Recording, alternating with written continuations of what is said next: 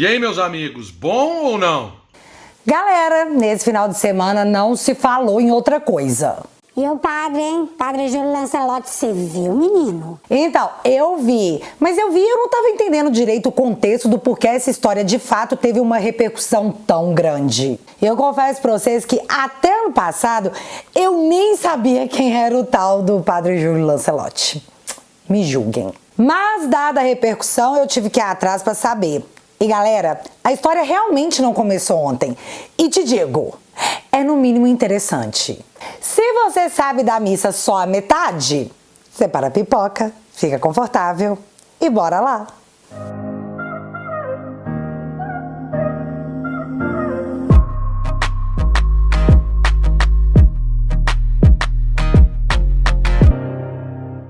Então, nesse domingo passado, ontem, eu abri o Twitter e dei de cara com um assunto nos assuntos mais comentados. O que me deixou intrigada?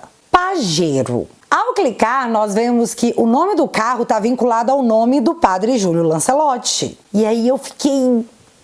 Por quê? Como uma boa pessoa curiosa que sou, eu ruí duas unhas e fui atrás. Pesquisando sobre Padre Júlio Lancelotti, eu cheguei até essa matéria aqui da agência Lupa, de 12 de janeiro de 2024, que dizia o seguinte: fake news contra Júlio Lancelotti são baseadas em notícias antigas e sem provas. Aí eu fiquei mais instigada ainda, porque quais eram essas notícias antigas? Numa consulta rápida ao Google, é fácil achar tais notícias vinculadas por todos, e eu disse todos os jornais do Brasil.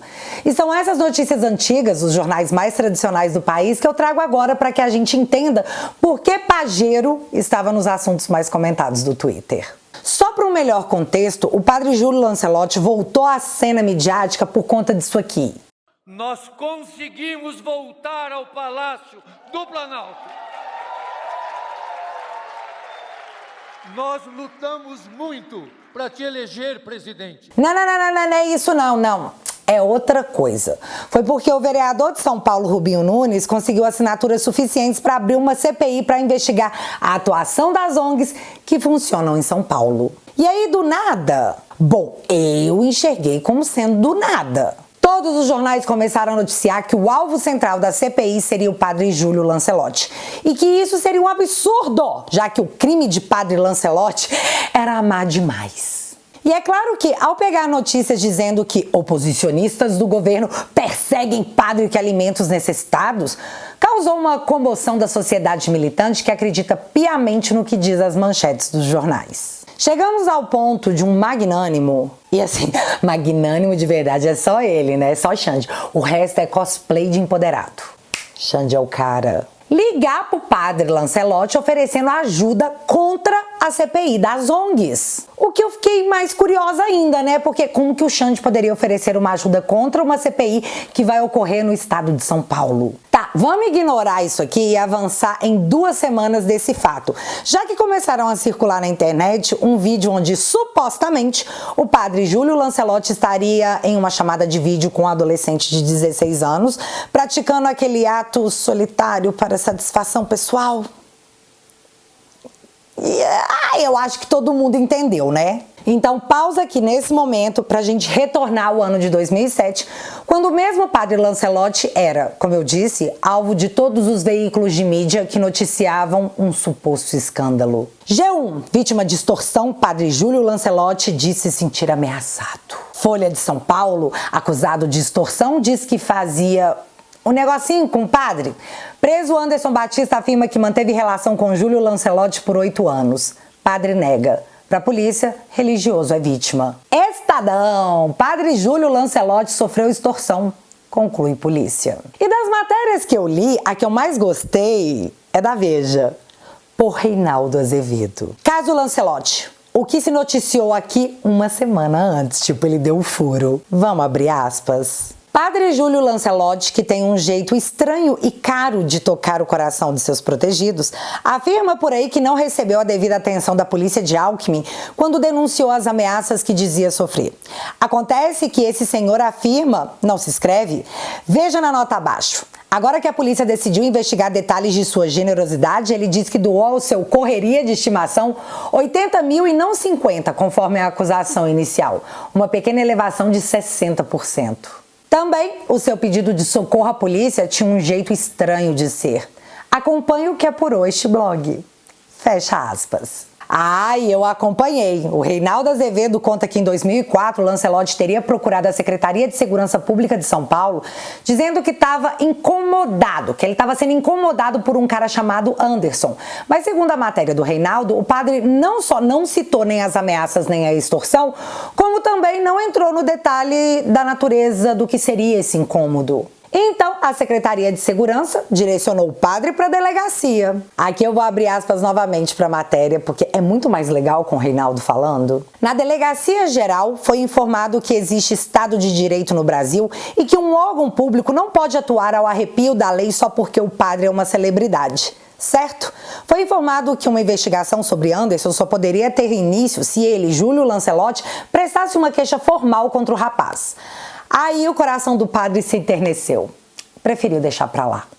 Fecha aspas. Só que 2 meses depois desse ocorrido, o Júlio Lancelotti retornou à mesma secretaria para novamente reclamar do tal do Anderson, sendo novamente direcionado para a delegacia, onde ouviu que, novamente, para a polícia investigar o caso, ele precisaria prestar uma queixa formal sobre o ocorrido. Novamente ele falou: Tá. Desculpa o transtorno, tá? Beijo, fui. Paz. E de novo, pela segunda vez em 2 meses, foi embora da delegacia sem prestar a queixa. Então passaram-se 2 anos sem novas queixas do padre, até ele novamente aparecer, e dessa vez não na secretaria nem na delegacia, mas diretamente aos militares, dizendo que estava sendo ameaçado, não por Anderson, em si por Marcos José de Lima, que segundo o padre, estava comprando orégano e farinha de trigo do tal do Anderson. Aí, a polícia foi atrás do Marcos José e esteja preso. Segundo a matéria, no final do mês seguinte à prisão do Marcos foi quando o Lancelotti de fato foi até a delegacia e formalizou a denúncia por extorsão. E agora a finalização da história nas palavras de Reinaldo Azevedo, porque se fossem nas minhas eu acho que eu ia ser presa. Mas já que Reinaldo agora faz o L, pra ele tá sussa. Abre aspas. A polícia de Alckmin, como ele chama, deu-lhe toda a atenção, mas nunca conseguiu saber o que o padre esperava dela ao lhe pedir ajuda informal. O que ele queria? Que os policiais agissem ao arrepio da lei, que dessem uma prensa no seu correria, que ele alimentava a pão de ló e pajeiro? Que desse um susto no rapaz para que ele parasse de ameaçar o padre influente? Por que a história acima é importante? Porque o padre precisa parar de misturar as suas lembranças da vida privada com a sua militância política. Por conta de seu amor imprudente, uma parte do efetivo policial de São Paulo está hoje mobilizado em sua proteção. De maneira vexaminosa, ele tenta misturar a militância ideológica com a sua vida privada, para, claro, dizer-se perseguido. Em parte dá resultado, ele está sendo protegido por boa parte do jornalismo. A polícia agiu como polícia. Antes e agora? E o Lancelotti comportou-se como um padre da Igreja Católica Apostólica Romana? Fecha aspas. Então, o Reinaldo citou a pajeiro, né? A tal da pajeiro. E onde que ela entra? Entra aqui, ó. Lancelotti foi com o casal comprar pajeiro. Aí a matéria nos conta que o padre Lancelotti, em janeiro daquele ano, foi até uma agência de carros com o tal do Anderson, que lembra, segundo a matéria do Reinaldo, 2 anos atrás estava incomodando ele? Pois é, esse Anderson. E mais uma mulher. E segundo a matéria, foi essa mulher que decidiu que eles comprariam uma pajeiro, que na época parece ter custado 67 mil e teve metade do valor pago em dinheiro via transferência e a outra metade financiada no nome dela. Para ficar mais claro, a gente vai agora para outra matéria da época, agora o Extra, que nos diz o seguinte: vendedor diz que padre estava tranquilo ao comprar pajeiro. Aspas para a matéria. O vendedor da pajeiro ao casal Anderson Batista e Conceição, acusados de extorquir o padre Júlio Lancelotti, prestou depoimento à polícia nesta segunda-feira. Segundo ele, o padre estava tranquilo, demonstrando profunda amizade pelos acompanhantes e teria inclusive ajudado na escolha do carro. Segundo ele, o padre fez uma transferência bancária e pagou 33 mil à vista. O restante foi financiado em nome de Conceição, em 24 parcelas, no total de 40 mil. o padre teria pago 20 dessas parcelas. O vendedor também negou que o padre tivesse assumido o compromisso de ser fiador da compra. Diz que Lancelotti não assinou nada, apenas pegou o carnê do financiamento. Fecha aspas. Na época a situação ficou meio chata, né? E o negócio se arrastou por um tempo até que o próprio padre Júlio Lancelotti desse uma entrevista para a Folha relatando a sua versão dos fatos. E é o que eu vou relatar aqui. E é estritamente o que foi dito entre jornalista da Folha e o padre Júlio Lancelotti, publicado em matéria de título. Padre diz que pagou 50 mil por constrangimento. O padre Júlio Lancelotti afirma que pagou cerca de 50 mil em 3 anos porque acreditava que as pessoas que o extorquiam poderiam mudar. Aspas. Eu confiei muito que eles tivessem uma mudança, que eu fosse capaz de atingir o coração deles, que eu fosse capaz de fazê-los entender. Fecha aspas. Qualquer um pode dar um Google e pesquisar para ver se bate. Eu já aviso que tá certinho, tá? Bora lá. Padre diz que pagou 50 mil por constrangimento.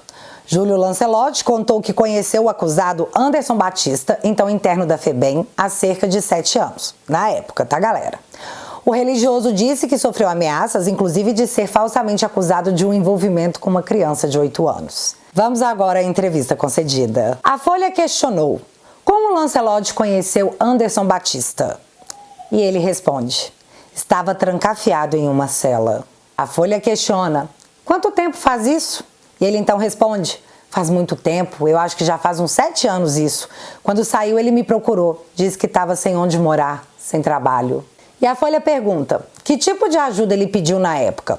Então o padre responde: nós conseguimos que ele arranjasse um lugar para morar. Nós ajudamos no aluguel, depois que ele foi incluído em uma frente de trabalho da prefeitura. E a Folha questionou: em que momento a extorsão começou? E o padre respondeu: ele queria ter uma bicicleta, da bicicleta foi para a moto, da moto foi para o carro. Alguma coisa que vai ficando incontrolável. Sempre dizia a ele: você não tem limite. Então a Folha perguntou: em que momento surgiram as ameaças? E o padre respondeu: nos últimos 3 anos. Aí as coisas começaram a ficar mais tensas, mais difíceis, mesmo com a relação dele com a companheira. A Folha então pergunta: como eram essas ameaças? E o Júlio responde: ele dizia, eu vou resolver do meu jeito. Nesse caminho ele teve um homicídio. Ele tirou a vida de uma pessoa. Esse inquérito foi arquivado porque ela alegou legítima defesa. A Folha questiona: mas ele usava isso para amedrontar o senhor? E o Júlio responde: ele dizia, eu sou capaz. Algumas vezes ele me procurou embriagado. Um dia ele veio aqui e tentou entrar com o carro na porta. Eu dizia que não tinha aquele valor, que tinha de esperar. Às vezes eu conseguia só uma parte. A Folha pergunta: começou com quanto? E aí o padre responde: com 300, 500 e acabou com 10 mil, 20 mil, 40 mil. A Folha então questiona: de onde o senhor tirava esse dinheiro? E o padre Júlio diz: de economias, de empréstimos com amigos. Mas não era de uma vez só. Eu esgotei tudo que eu tinha. A Folha pergunta: o senhor chegou a fazer empréstimos? E o padre Júlio responde: eu não gostaria de dizer de quem. Com amigos consegui 2 pessoas amigas, 5 mil. E aí a Folha pergunta: e a Pajero? E o padre diz: ele comprou e eu fiquei como fiador. Eu fui ajudando ele a pagar. E então a Folha pergunta: o senhor pagava a prestação? E o padre Júlio diz: sim, pessoalmente, e ainda falta um tanto. A Folha então retoma o questionamento: o senhor pagou por medo? E o padre Júlio diz: acho que sim, por constrangimento. No fundo existia uma esperança de que ele mudasse. A Folha então vai lá e cutuca: mas mesmo assim, padre, não era para comprar uma Pajero, um carro de luxo? Aí o padre Júlio diz: mas não era só isso, dizia de outras coisas, que queria comprar um terreno, uma máquina de fazer fraldas. E aí a Folha cutuca de novo: mas o senhor não pensou que um carro desse, de luxo, não era um pouco demais? E aí o padre respondeu: sim, claro, achei que era um pouco demais. Eu fiz argumentos nesse sentido. Foi depois que ele perdeu um filho, disse que estava sofrendo muito e que se tivesse isso, o carro, ia acertar a vida dele. Caminhando para o fim, a Folha questiona: o senhor se dedicou a outras pessoas como ao Anderson? E o padre responde: a gente tem uma ajuda estabelecida. Ele fugiu um pouco disso. E a Folha continua: o que seria uma ajuda normal?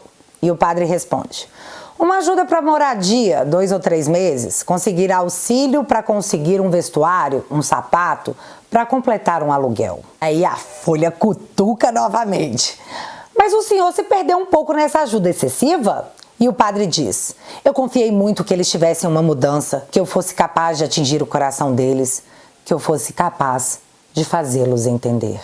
E essa é toda a entrevista que, segundo Lancelotti, pagou a extorsão por 3 anos porque achava que, pagando os valores, com o passar do tempo iria conseguir tocar o coração dos criminosos que o extorquiam. Como ele não conseguiu, 3 anos depois ele foi até a polícia.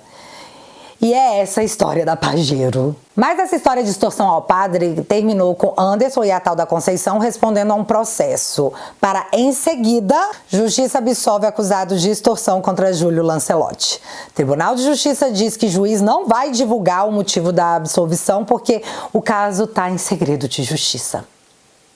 Nesse ponto da história, eu fico com a matéria do Reinaldo Azevedo de 2008 que dizia: não vai pedir desculpas ao padre Júlio? É claro que não, eu defendo sua excomunhão. Aí, ele diz ao longo da matéria que nunca duvidou que o padre havia sido de fato chantageado e extorquido, mas que ele se apega no ponto que, primeiro, o padre havia dito primeiramente 30 mil, depois 50, e que por fim o advogado do padre chegou a falar em 150 mil reais de valor de extorsão. Isso em 2007, galera, faça a conversão. Que era muita diferença para ele errar o cálculo assim. E mais, o Reinaldo Azevedo se apega no ponto que os pagamentos da extorsão eram todos, absolutamente todos, feitos em dinheiro vivo. Em 2011, o casal foi novamente denunciado por Lancelotti envolvendo uma nova tentativa de extorsão. E dessa vez sim, foram presos por ameaça e condenados a 7 anos de cana. E eu só fiquei sabendo de tudo isso porque a Lupa fez aquela matéria, né? Dizendo que tudo que a galera tinha contra Júlio Lancelotti eram matérias antigas e sem provas. Bom, tá aí as tais matérias antigas pra quem, assim como eu, não tinha conhecimento da história. Mas como é que isso nos leva pra 2024? Pois é, CPI das ONGs e Júlio Lancelotti como alvo. E foi lendo as matérias antigas que eu achei alguma coisa que não sei se faz algum tipo de sentido e se faz parte de alguma linha de investigação. É apenas uma matéria que, procurando as relações, eu encontrei. E é essa matéria aqui. Lancelotti é acusado de abuso. Polícia investiga. E se nós olharmos para dentro da matéria, a gente acha que aquele suposto abuso teria sido cometido dentro da Casa Vida, que é um abrigo criado pelo Lancelotti para abrigar e cuidar de crianças soropositivas, mas que também recebia internos da FEBEM. E aí, no fim dessa matéria, o Reinaldo Azevedo conta o seguinte, abre aspas: o advogado do ex-interno acusou o padre de desviar dinheiro do Centro Social Nossa Senhora do Bom Parto, entidade que mantém a Casa Vida para pagar a extorsão. Em nota, a direção do centro disse que o padre é apenas um conselheiro e que não tem acesso às contas bancárias da instituição. Fecha aspas. Pelo amor, hein, gente?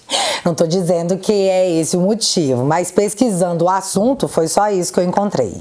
Bom, e aí após a CPI para investigar as ONGs que atuam no centro de São Paulo ter atingido o número esperado de assinaturas e toda a imprensa, assim como os políticos e militantes de esquerda terem abraçado Júlio Lancelotti como oh meu Deus, vocês estão atacando um padre? Voltamos agora ao início do vídeo, onde eu comentei do suposto vídeo do Lancelotti circulando nas redes sociais. Uma verdadeira guerra foi travada entre direita e esquerda no entorno desse tema. Isso porque, enquanto a direita mencionava o vídeo, a esquerda dizia que o vídeo, supostamente de 2019 ou 2020, havia sido feito com inteligência artificial. E eu não tô brincando, essa foi a razão da esquerda para a existência do vídeo. Criado por inteligência artificial. Tá bom. Beleza. Já o lado mais à direita contratou 2 peritos que afirmaram a veracidade do vídeo após estudá-lo frame a frame, sabe, quadro a quadro, dizendo que não só é o Júlio Lancelotti, como no vídeo podemos ver imagens de santos, portas e imagens que de fato são da casa do padre. E que aquilo ali, inteligência artificial, não seria capaz de criar, muito menos em 2019 ou 2020. 2 laudos dizem que o vídeo é real. Na contrapartida, a revista Fórum Lulista chamou um outro perito para dizer que isso é tudo conversa fiada e que o vídeo é claramente criado por inteligência artificial. O próprio padre Júlio Lancelotti compartilhou essa matéria da Fórum em seu perfil, que dizia: perícia publicada na Oeste é baseada em pseudociência, disse o perito Mário Gaziro, acho que é esse o nome dele. Aí eu fui olhar quem era esse perito e eu dei de cara com um fato que na época eu ri demais. Foi na CPMI do dia 8, quando o deputado Rogério Corrêa reproduziu um áudio para o general Heleno perguntando se esse áudio era dele. Dá só uma olhada. Presidente, mas eu vou para frente, peço para passar o vídeo 6, apenas para confirmar se essa voz é do senhor, se esse áudio pertence ao senhor. Lula, para ser presidente, precisa ser diplomado. Ele já está fazendo a apresentação na televisão como se fosse presidente. Apenas uma pergunta, esse áudio é do senhor? É lógico. Não. Todos nós ficamos muito... Perguntando se o áudio é do senhor. Nós sabemos. Não, é óbvio. Pois bem, esse pegaram áudio... tiririca para imitar a voz. Estou perguntando... Isso é fake news, literalmente. Isso aí é crime, hein? Presidente, fake news é crime. Vossa Excelência que está interrompendo. Pode continuar a sua fala. A pergunta que eu fiz é se o senhor reconhece o áudio, o senhor disse que não. Este áudio foi levado até a Universidade Federal do ABC, que fez e a USP fizeram uma perícia, e a perícia disse que é do senhor. É claro que o senhor tem benefício da dúvida. Tudo bem, o senhor já disse que é falso. Então, vocês não acreditam quem é o perito que atestou que aquela voz de tiririca era do general Heleno. Não, é sério. Vocês não acreditam. Doutor Mário Gaziro. E para quem estiver duvidando, esse documento foi publicado pela mesma revista Fórum na seguinte matéria: exclusivo, laudo de áudios mostra que general Heleno agiu por golpe de Estado. Para que não reste nenhuma dúvida nesse seu coraçãozinho peludo, essa é a postagem da revista Fórum no Twitter. Ouça um dos áudios analisados pelo perito Mário Gaziro, onde Heleno teria dito que as Forças Armadas não aceitariam bater continência para o Lully. O interessante é que depois eu vi uma matéria do Estadão que dizia: áudio com ameaças à posse de Lully não foi gravada por general Augusto Heleno, diz GSI. E mais, no final da matéria, eles dizem que o mesmo Mário Gaziro, ai, tô confusa, apontou o áudio como falso por provavelmente se tratar de uma deepfake. Aí eu fiquei tipo, ué, Fórum. Já o perito chamado pela Oeste é reconhecido pela mídia há tempos, já fornecendo seu trabalho para a Folha e para a Veja em casos de repercussão nacional. E assim, quem tá certo no final disso tudo? Não sei. O que eu sei é que a Arquidiocese de São Paulo decidiu receber a denúncia contra o padre Júlio Lancelotti. E o presidente da Câmara de São Paulo entregará a perícia e o vídeo que vai ser exibido a portas fechadas para integrantes do Colégio de Líderes da Câmara Municipal. E aí, meu amigo, só nos resta aguardar para ver as cenas dos próximos capítulos. E, gente, eu não sei se alguém já falou para vocês que vocês precisam de terapia, mas caso esse seja seu caso, todo domingo tem a nossa terapia em grupo lá no teatualizei.app. E eu sei, eu tenho noção que é um jornal semanal onde a gente comenta as notícias da semana, mas eu juro, pra mim tem tanta cara de terapia. Assinando o meu site, você colabora pro canal e em troca recebe conteúdo de qualidade totalmente exclusivo. Esse é o jeito de agradecer a todo o apoio que vocês me dão, porque vocês lembram, né? A gente tá só começando. Bora então largar uma coca com coxinha no mês e entrar pra família. Eu vou deixar o link fixado aqui no primeiro comentário. Mas agora eu quero saber de vocês. Vocês já conhecem a história completa? E o que vocês estão achando que isso vai dar? Eu já me adianto aqui que se fosse um padre ou um pastor bolsonarista, meu amigo, me conta aqui nos comentários que eu quero saber. Se você ainda não é inscrito aqui no meu canal, meu amigo, se inscreve e deixa seu like, porque você já sabe. Acontecendo alguma coisa de relevante ou irrelevante, a gente volta. Beijos, galera. Fui!